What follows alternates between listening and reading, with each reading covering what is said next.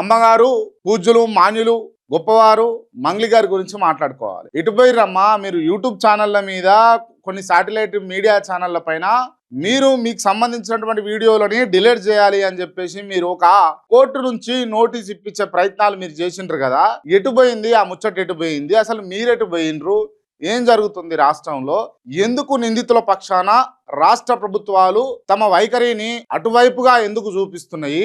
ఎందుకు మేము నిందితుల పక్షాన్నే ఉంటాము అని చెప్పేసి భుజాలు తరుముకుంటుర్రు? ఎందుకు ఈ విధమైనటువంటి కార్యాచరణ జరుగుతా ఉన్నది అన్న అంశాలు తెలవాల్సినటువంటి అవసరం అయితే ఉన్నది. మీరు గమనిస్తే మంగ్లీ ఎవరైతే సింగర్ ఉన్నారో ఆమె దాదాపు 1000 నుండి 1500 కోట్ల రూపాయల దాకా స్కామ్ చేసింది అన్న అంశాలను మనమైతే విన్నాం ఈ మైక్రో ఫైనాన్స్ పేరుతోటి. సో దానికి సంబంధించి చాలా రోజుల నుంచి చర్చ జరుగుతూ ఉంది. బట్ ఇప్పుడు కొంత డైల్యూట్ అయింది. అంటే డైల్యూట్ కావడానికి గల కారణాలు కూడా కొన్ని స్పెషల్ ఫోకస్ స్టోరీలు, కొన్ని స్పెషలైజేషన్ స్టోరీలు ఈ విషయం పైకి రావడం. అంటే బండి భగీరథ్ విషయం కావచ్చు, అభినవ్ దర్శన్ చిల్లర విధవ, నేనైతే ఇట్లే అంట, దయచేసి క్షమించాలి నన్ను, ఎందుకంటే వాటి గురించి గొంతు ఇంచుకున్నాం మేము. సో ఇటువంటి వాళ్ళ వల్ల ఇవాళ ఈ 1000 కోట్ల స్కామ్ అనేది కొంత పక్కదోవ పట్టింది. బట్ వదలం, ఎట్టి పరిస్థితుల్లో వదలడానికి వీల్లేదు, వదలద్దు కూడా. ఖచ్చితంగా ఎవరైతే పేదలు ఉన్నారో ఈ మైక్రో ఫైనాన్స్ ఊబిలో చిక్కుకున్నటువంటి నిరుపేదలు, కటిక పేదలు ఉన్నారో వాళ్ళు ఖచ్చితంగా వాళ్ళ అమౌంట్ వాళ్ళకి చేరేదాకా